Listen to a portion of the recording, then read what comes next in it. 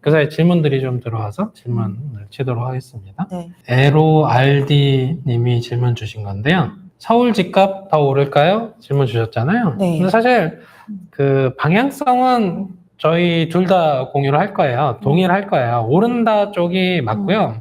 근데 오르는 원인은 사실은 분양가 때문에 이렇게 이끌려가는 게 좀 있잖아요. 네. 워낙 분양가가 비싸지니까 공사비 이슈긴 하죠.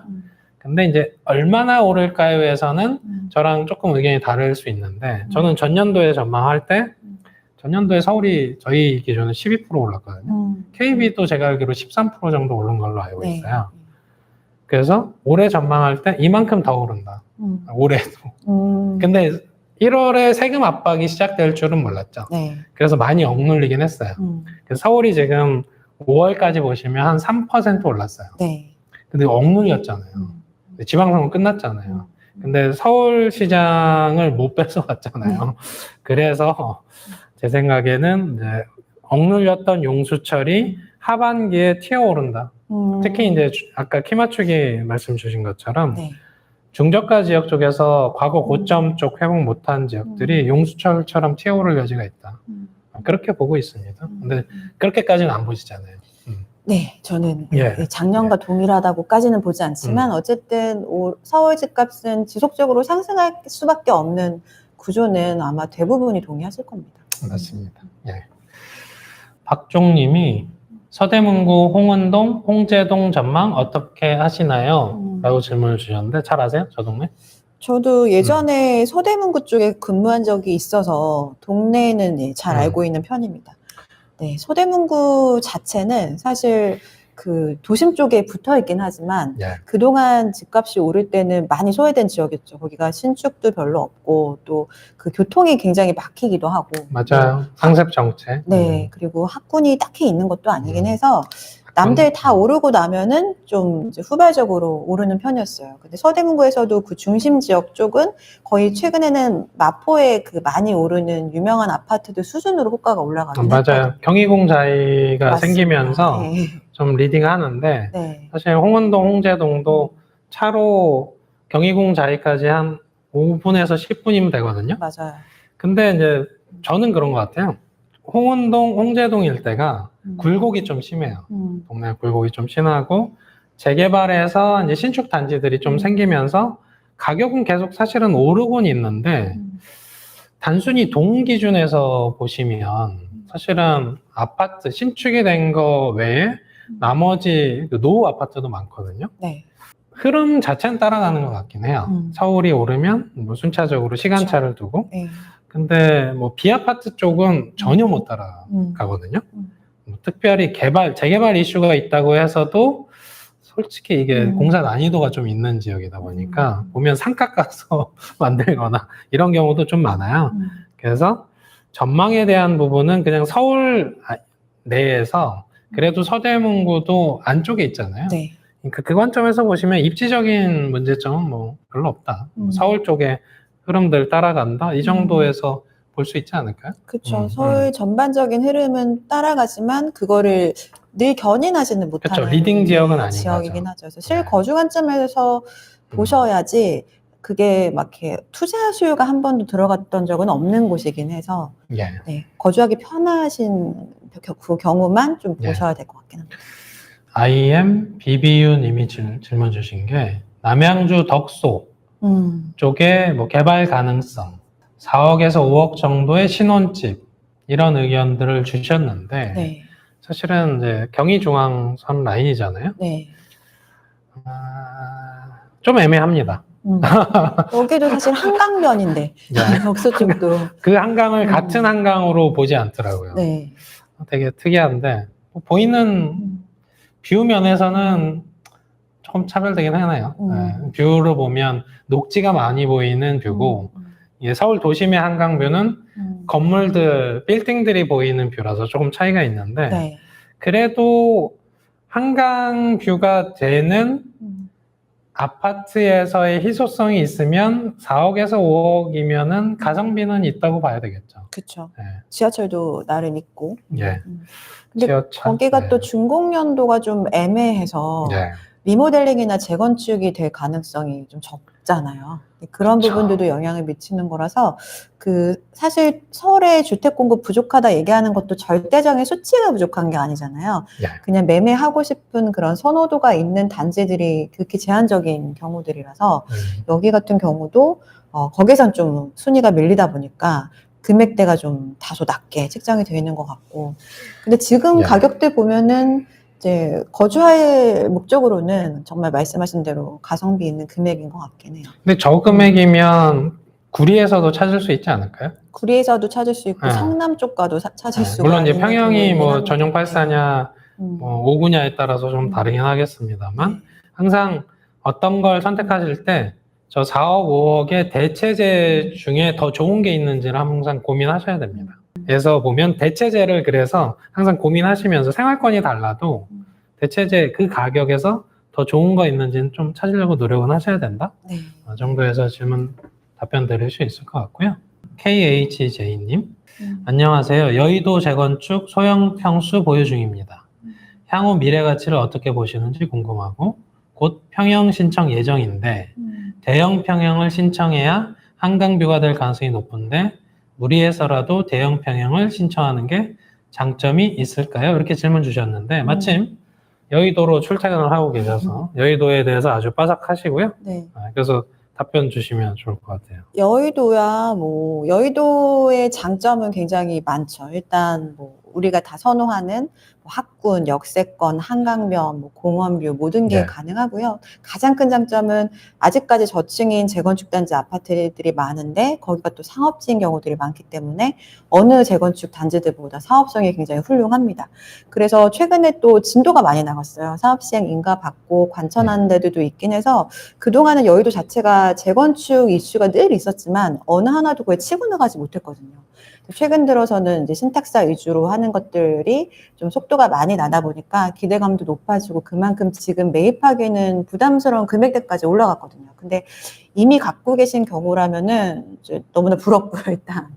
네, 쭉 보유하시면 좋고, 그리고 이게 나중에 재건축이 완성됐을 때는 우리가 여의도 브라이튼 처음에 나올 때도 주복인데 너무 비싸다, 고분양가 논란이 있었는데도 불구하고 지금 굉장히 맞아요. 크게 올랐잖아요. 그래서 전망은 전혀 의심할 만한 입지가 아니고, 그리고 또한 그게 또 섬이다 보니까 그 안에 대체할 만한 뭔가 연결되는 지역들이 없습니다. 그래서 희소재잖아요. 네. 영등포는 영등포고 맞습니다. 여의도는 여의도 따로잖아요. 네. 예. 그것도 오히려 장점으로 또 작용이 되는 지역이라서 지금도 좋지만 향후에 재건축들이 다 됐을 때 우리가 뉴타운만 하더라도 노후된 빌라들이 다 같이 됐을 때 굉장히 크게 주거 가치가 상승되잖아요. 근데 이미 모든 게 갖춰진 입지에서 그게 다 재건축이 됐을 때는 사실 정말 이제 서울의 중심, 금융권의 중심, 홍콩 같은 뷰를 갖게 되는 그런 유일한 지역이기 때문에 전망 너무나 좋고, 대형 평형이 무리가 어느 정도 무리일지는 모르겠으나 가능하시다고 한다면 저는 대형 평형 쪽으로 하는 걸 추천을 드립니다. 그러니까 서울 내에서 희소재가 저는 두 개로 보고 있거든요. 한강뷰냐, 신축이냐. 네. 이 두 개가 코드가 맞으면 자산 가치가 어느 정도까지 올라갈지 사실 가늠이 안 될 수준이에요. 네. 그런 걸 이제 갖추게 되는 게 압구정이잖아요. 네, 한강뷰면서 신축으로 바뀌는 거잖아요. 네. 여기도 똑같습니다.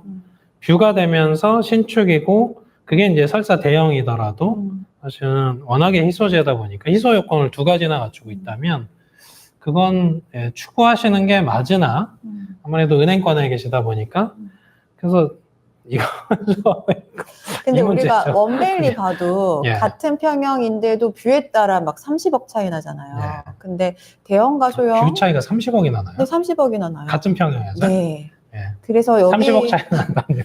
여기 같은 경우도 뷰가 정말 중요하고 평형도 이렇게 대단지고 여의도 정도 되면은 소형보다는 대형이 또 메리트가 있어서, 그치만 너무 무리하진 마시고요. 대출 이자라던가 추후에 보유세까지 좀 가늠하셔가지고 쭉 거주할 수 있을 만한 수준에서 결정을 하시면 좋을 것 같습니다.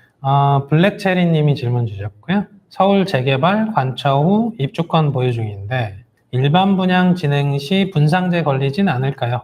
인플레이션으로 조합원 분양가도 많이 오를 텐데 걱정입니다. 라고 질문을 주셨는데, 네. 이건 제가 답을 드릴게요. 네. 서울시 자문할 때도 질문이 있었어요. 10.15 대책 나왔을 때 서울시 관계자도 이게 필수 조건으로 사실은 인식을 하고 있었더라고요. 투기과열지구에 지정되면 분양가 상한제가 적용이 된다. 이 부분들이 있었는데 정부도 이게 굉장히 조심스러웠던 거예요. 아무래도 공급은 많이 해야 되는데 분양가 상한제를 해버리면 공급량이 줄어들고 가격만 싸지는 거거든요. 그리고 입주하면서 레미안 원벨리 이런 것들이 다 증명하잖아요. 분양가 상한제 했는데 입주하면서 프리미엄 다 반영되니까. 그래서 결론은 뭐냐? 분상제를 추가로 확대할 가능성은 굉장히 낮습니다. 공급을 많이 한다라는 것들을 정부가 추구하고 서울시도 추구하기 때문에 공급의 걸림돌들은 최소한 제거하면서 갈 거다. 그래서 분상제 걱정은 안 하셔도 될 것 같은데 조합원 분양가는 많이 오를 겁니다. 예. 오를 겁니다. 예, 근데 조합원 분양가도 원가 개념이라서 입주하면서 프리미엄 형성되는 것들, 서울 재개발의 사실은 신축이라고 한다면 그 프리미엄 부분으로 어차피 조합원 분양가 이상에 대한 것들을 보존할 수 있으니까 그 부분도 결국은 이제 강남 3구나 용산구가 아니신 거죠. 예, 그 관점에서 보시면 좋을 것 같습니다. 분상제에 걸릴 확률은 굉장히 낮다. 네. 다만 또 우리가 이제 또 이재명 정부가 어디로 튈지 모르잖아요. 만약에 하반기에 제가 만약에 전망한 것처럼 전년도만큼 뜨거워지면 내년에 뭘 할지 예측은 안 됩니다. 예, 근데 올해 할 것 같진 않아요. 그렇지만 그게 분상제는 아닐 것 같아요. 저도. 근데 스텝이 꼬이면, 네, 스텝이 꼬이면 사실은 지금 대통령 발언 중에 이게 있었어요. 투기를 통한 소득은 절반 이상 회수해야 되는 거 아니냐. 왜냐하면 우리가 소득세, 네. 연봉이 높으면 높을수록 거의 한 40% 떼가잖아요. 네. 그런 것처럼 그걸 이제 빗대서 설명을 하셨거든요. 투기를 통해서 벌어들인 소득의 절반 이상 회수한다. 이 관점이 노무현 정부 때도 그 초과이익 환수와 관련된 이슈들이 계속 휘몰아쳤거든요.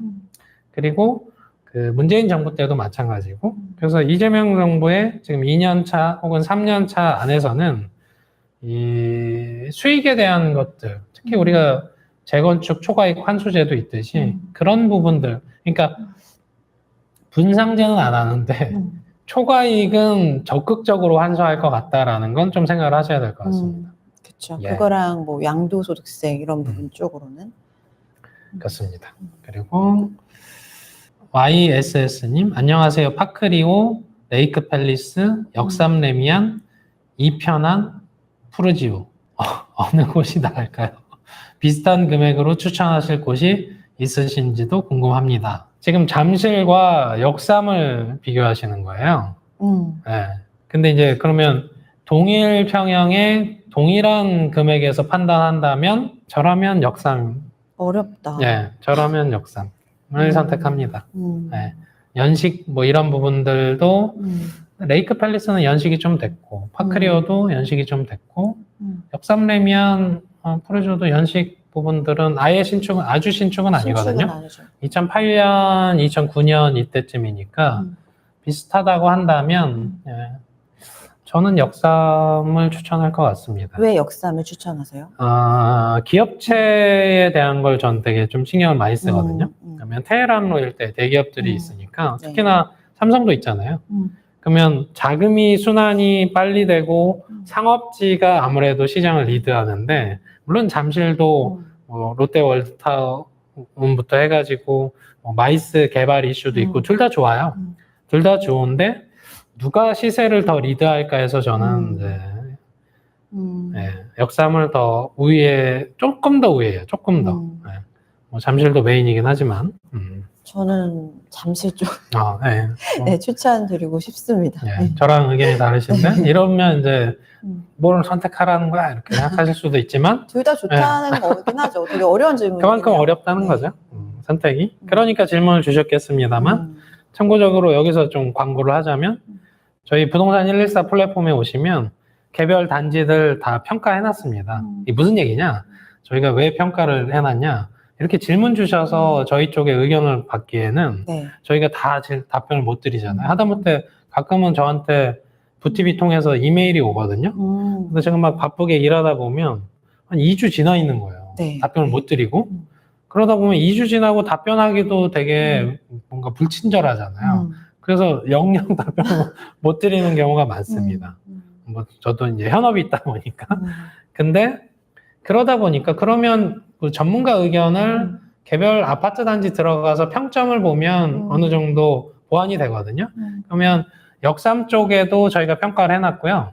잠실 쪽도 평가를 해놨습니다. 근데 네. 평점 부분들에 코멘트를 달아놨으니까 그걸로 뭐 어느 정도 비중을 맞출 수 있지 않을까? 네. 근데 저만 평가하는 게 아니고 김효선 위원님은 이제 KB에 계시니까 따로 제가 섭외는 안 했는데 이미 10명을 섭외해놔서 활동하고 있습니다.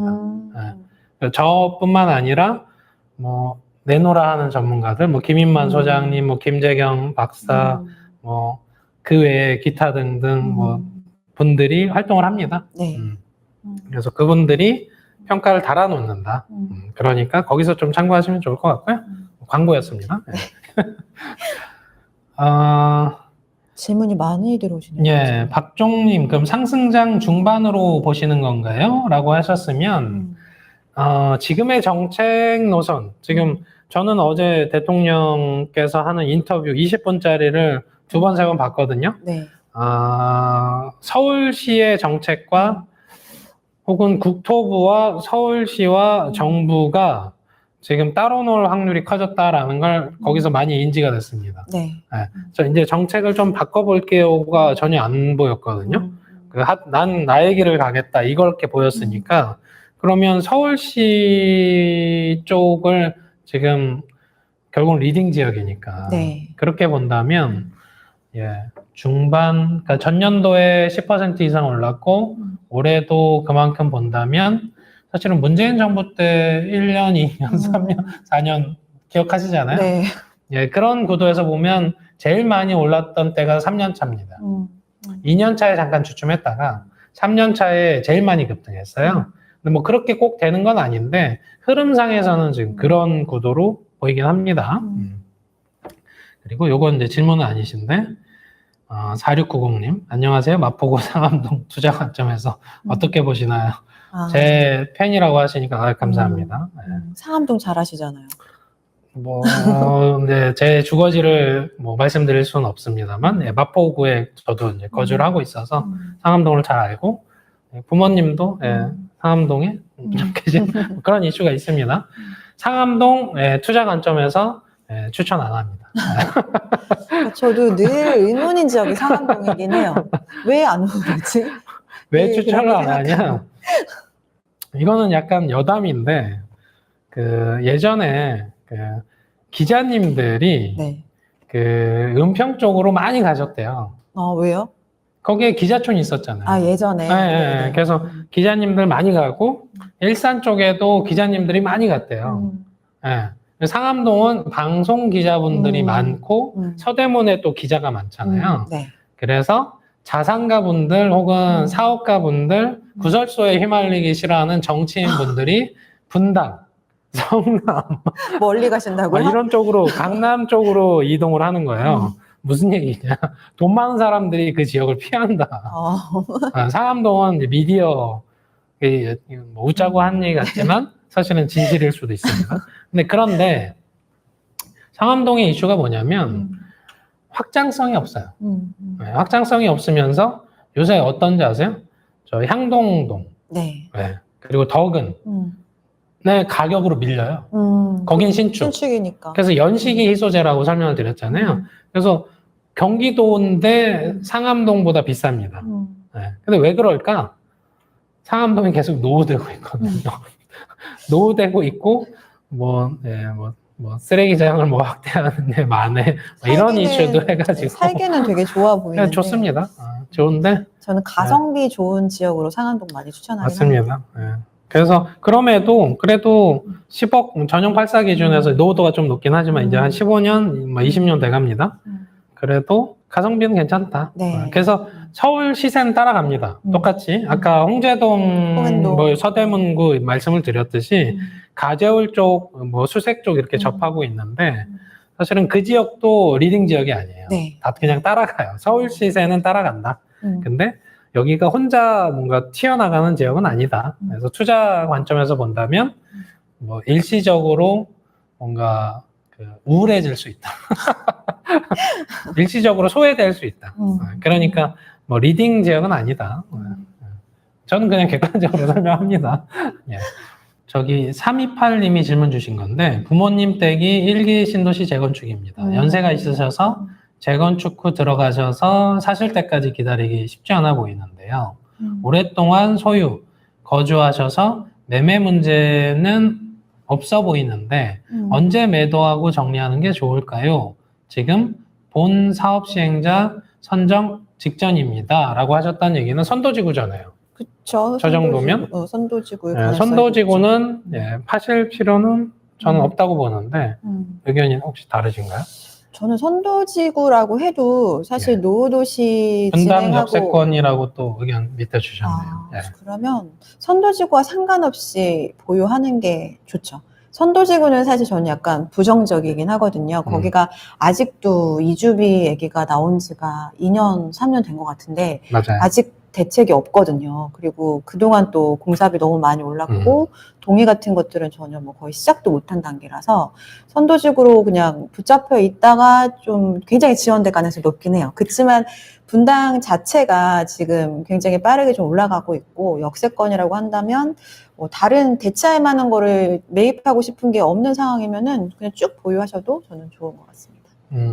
분당이면 저는 뭐 그런 질문들도 요새는 워낙 상급지 갈아타기 지금 갈아타기도 어려운 것 같아요. 대출을 너무 안 해줘서 물론 이제 투자를 너무 잘하셔서 뭐 현금으로 이렇게 이동하시기도 하지만 팔고 갈아타는 과정에서 분당에 계신데 나 상급지 가고 싶어요 하시는 분들한테 제가 뭐라고 설명을 드리냐면 경기도 대장이잖아요. 그쵸. 물론 과천도 있고 성남도 있고 뭐 판교도 있고 뭐 광명도 있고 뭐 광교도 있고 이렇긴 하지만 그래도 쌍두마차 관점에서 본다면 경기도 대장은 사실 서울 하급지보다 더 뛰어난 입지 여건을 갖고 있으니까 굳이 팔고 어딘가에 가는 게 강남 뭐 이런 곳이 아니라면 굳이 이동하실 필요까지는 없는 지역이다. 네. 더군다나 재건축 호재에 따라서 가격이 막 이렇게 움직이는데 그 호재라는 요소가 소멸된 건 아니잖아요. 계속 있을 거니까 그렇게 보시는 게 좋고요. 옥수 30평대 10년 거주했습니다. 로 재건축 쪽으로 20평대 잠실, 대치, 성수 전략 중에 어디로 가는 게 제일 베스트일까요? 라고 주셨는데 저것도 어디인지에 따라 많이 다른데. 요거는 그 권역 범주로 보면 굉장히 넓어지거든요.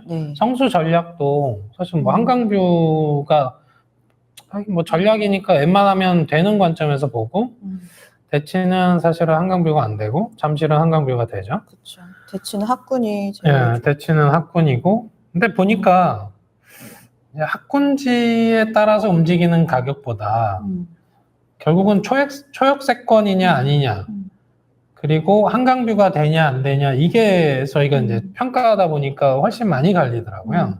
물론 대치는 워낙에 뭐 학군지로서 뛰어나긴 한데 근데 로우 재건축이 뭘까요? 그거는 오타 같습니다. 오타. 저는 이 중에서는 잠실 추천드리고 잠실 되게 좋아하시네요? 제가 잠실을 그렇게 원래 좋아하진 않는데 잠실이 진짜 호재가 많잖아요. 참고로 저희 대표님 이거 거짓말인가? 그러니까 지금 반포에 신축들이 있다면 잠실에 지금 하고 있는 여러 가지 잠실주거 5단지나 이런 데들도 초고층으로 계획하고 있는데 그게 재건축이 되고 나면은 위상이 굉장히 좀 달라질 거라고 생각이 돼요. 그리고 잠실 자체는 재건축 이슈, 또 한강 이슈, 아까 말씀하신 마이스가 또 완성이 되면은 서울에서 가장 중심지가 되고 뭐 교통 호재라던가 여러 가지 그 기반 시설들도 다 집중되는 지역이 돼서 잠실은 그냥 단기적인 호재인 그냥 정비사업 이슈도 있지만 장기적인 서울 자체에서 하고 있는 개발 호재도 너무나 많기 때문에 재건축이 좀 빠르게 진행되는 위주의 단지를 보고 계신다면은 이 중에서는 잠실이 여러 가지 호재가 제일 많아 보이긴 해요. 호재가 많고, 참고적으로 설명을 드리자면 호재가 많은 걸 이미 상수로서 받아들이는 지역이기도 해요. 그래서 가성비로 접근하면 성수 전략이 좀 더 저렴하지 않을까요? 그쵸. 성수 전략은 지금 나홀로 아파트도 많고 하니까 매입가는 더 저렴할 수 있어요. 그래서 가끔은 이런 생각인 거예요. 뭔가 전망상에서는 잠실 대치가 어떤 의미에서는 좋은데 성수 전략보다 비싸잖아요. 네. 그래서 이럴 때는 수익률 개념으로 따져야 되거든요. 성수 전략을 뭐 20억에 샀다. 뭐 잠실을 뭐 25억, 뭐 대치를 26억에 샀다. 예를 들어서. 그랬을 때 수익률 관점에서는 성수 전략이 더 좋을 여지도 있다는 거죠. 근데 그게 향후에 또 얼마가 될지에 대한 전망은 또 갈릴 수는 있는 그렇죠. 부분이니까. 그래서 호재가 다 반영된 거는 잠실 대치는 사실상 난 반영됐다고 보고, 물론 이제 더 오를 여지도 있지만 성수 전략은 그래도 아직 개발 전이니까 덜 반영돼 있는 어떤 뭔가 조금 저평가된 물건을 찾을 여지가 있다. 근데 잠실 대치에선 저평가를 찾기는 좀 어렵지 않나 라는 생각이에요. 그쵸. 대장 네. 아파트들 위주로 되어 있는 경우가 많아요. 더군다나 재건축을 한다고 하면 이미 호재가 어느 정도 좀 반영돼 있을 것 같아서 뭐 그런 뭐 제 팬님들이 오늘따라 많이 들어오시네요. 아, 예. 감사합니다.